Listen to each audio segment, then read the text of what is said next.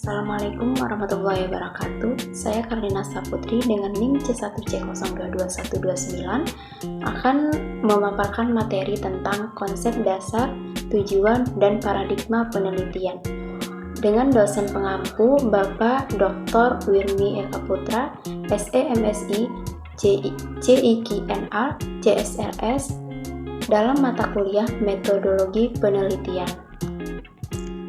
Konsep dasar, tujuan, dan paradigma penelitian. Topik pembahasan yang pertama ada pengertian penelitian, yang kedua tujuan penelitian, yang ketiga jenis-jenis penelitian, dan yang terakhir paradigma penelitian.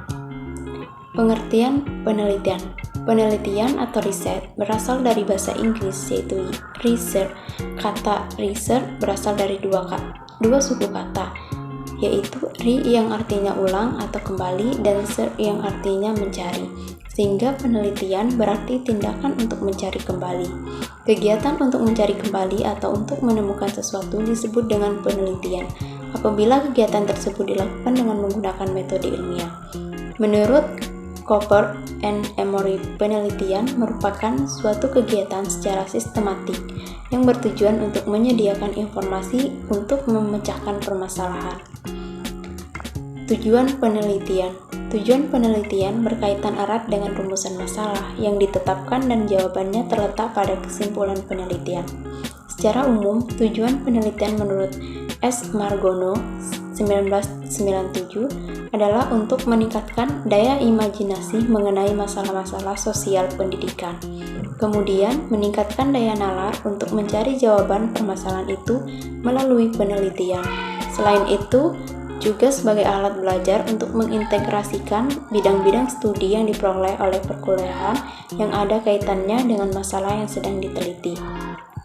Sedangkan secara khusus, tujuan penelitian adalah untuk membentuk kemampuan dan keterampilan menggunakan rancangan statistik penelitian yang berpedoman pada pemecahan masalah yang sedang diteliti.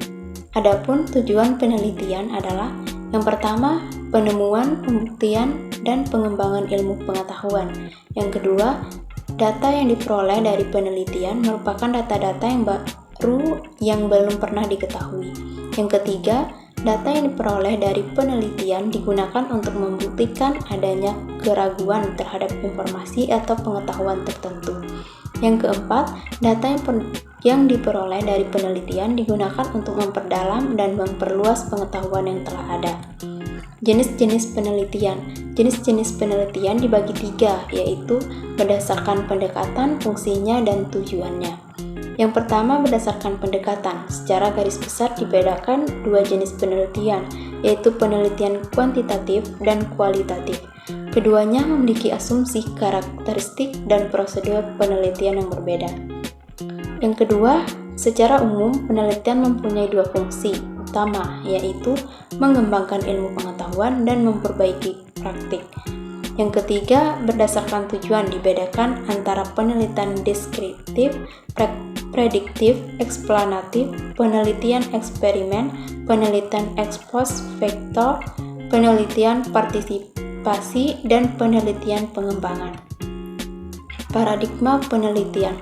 Bogdan dan Bicklin dalam McKenzie and Knight 2006 menyatakan bahwa paradigma adalah kumpulan longgar dari sejumlah asumsi, konsep, atau proposisi yang berhubungan secara logis, yang mengarahkan pada berpikir dan penelitian.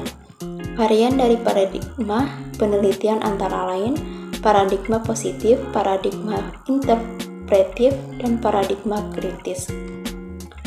Yang pertama, paradigma positif. Pandangan paradigma ini didasarkan pada hukum-hukum dan prosedur-prosedur yang baku. Ilmu dianggap bersifat deduktif, berjalan dari hal yang umum dan bersifat abstrak, menuju yang konkret dan bersifat spesifik. Ilmu dianggap nomotetik, yaitu didasarkan pada hukum-hukum yang kausal, yang universal dan melibatkan sejumlah variabel. Paradigma positif pada akhirnya melahirkan pendekatan kuantitatif. Yang kedua ada paradigma interpretif. Pendekatan interpretif berangkat dari upaya untuk mencari penjelasan tentang peristiwa-peristiwa sosial atau budaya yang didasarkan pada perspektif dan pengalaman orang yang diteliti. Yang ketiga atau yang terakhir ada paradigma kritis. Ciri khas paradigma kritis adalah bahwa paradigma ini berbeda dengan pemikiran filsafat dan sosiologi tradisional. Pendekatan paradigma kritis tidak bersifat kontemplatif atau spekulatif murni. Sekian dari saya, terima kasih.